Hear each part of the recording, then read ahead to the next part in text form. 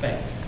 And wherever I've been to in the world, from Japan to China to all the other countries which are more familiar and would be more familiar with the work of Carol Phillips, it is indeed a rare honor and a great privilege for us in SMU to have Carol Phillips with us. So ladies and gentlemen, I give you Mr. Carol Phillips.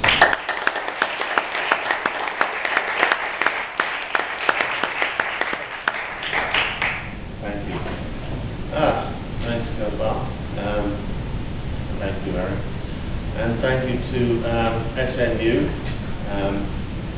I'm not really sure why Kirkle asked me to do the keynote. I'm very suspicious as to why, given the company of the other writers, he kind of picked on me.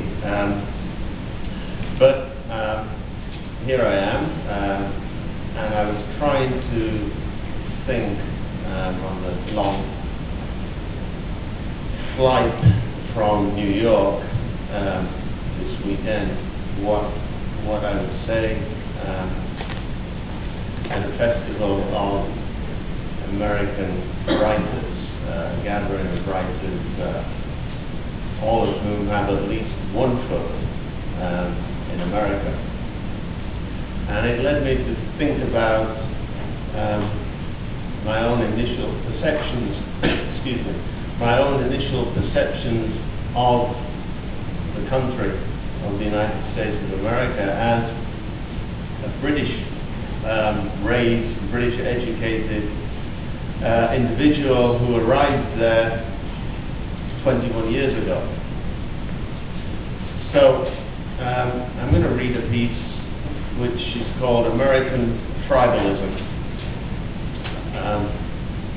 which has, contains some reflections about the 21 years that I've spent in the United States, and some thoughts, I guess, along the way about the most difficult event in those 21 years, which was September the 11th, 2001.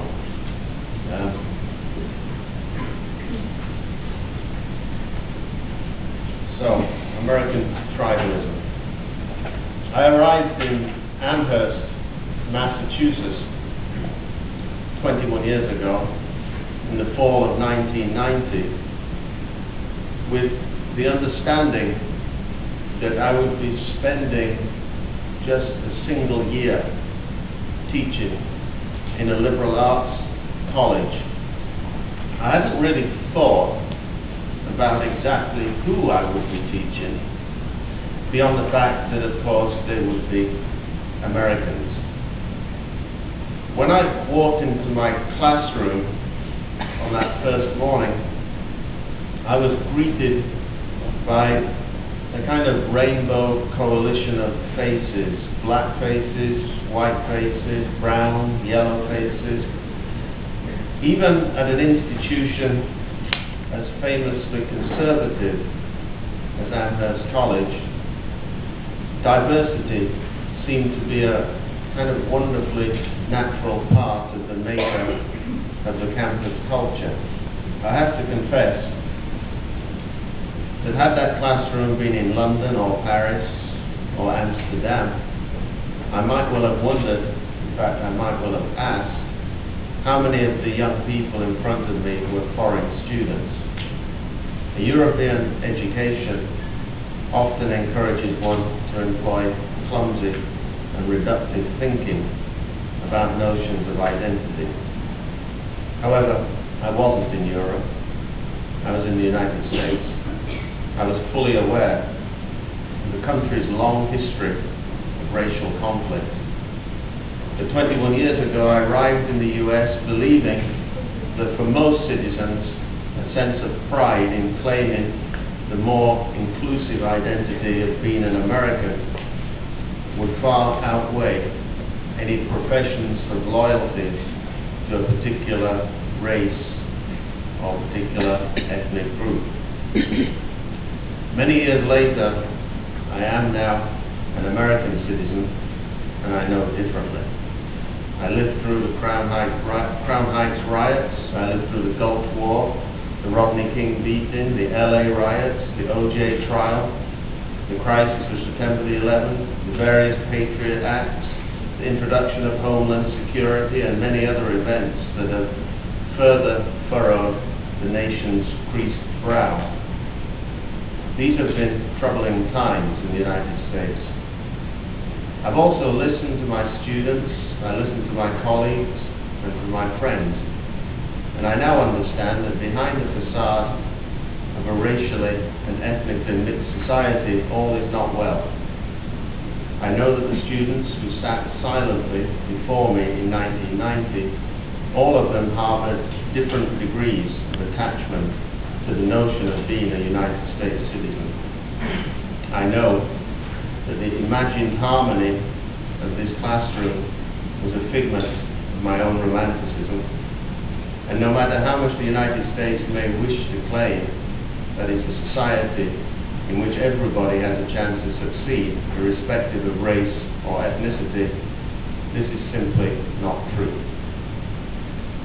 Back then, I think that I desired the United States to be everything that Britain was not. Having grown up in Britain in the 60s and the 70s, I've been exposed to a society in which diversity of any kind was not to be encouraged. But this is an old British game. Minorities, be they religious or racial, have always encountered difficulties as they struggle to adjust to the vagaries of British life. As a young black boy, and a northerner at that, the double yoke of race and class was slipped firmly around my neck. I spent a great deal of my time as an adolescent as the only different face in the room, and this didn't change on going to university, particularly so that university happened to be Oxford University. After graduation, I made frequent business trips to the United States, and from my cursory observations of society, I began to convince myself that there was a world in which one was not going to be solely judged by one's appearance. As far as I could see, being different in the United States did not necessarily mean that one would encounter insurmountable obstacles on one's journey through life. It was with this mindset that I arrived in leafy Massachusetts in 1990. And arrayed before me in my classroom was the evidence of a healthier and a more palatable society. After 8 years in Amherst, I eventually left and I moved to Columbia University's Barnard College. Only a few days after the collapse of the Twin Towers, I sat in my New York classroom facing my undergraduates.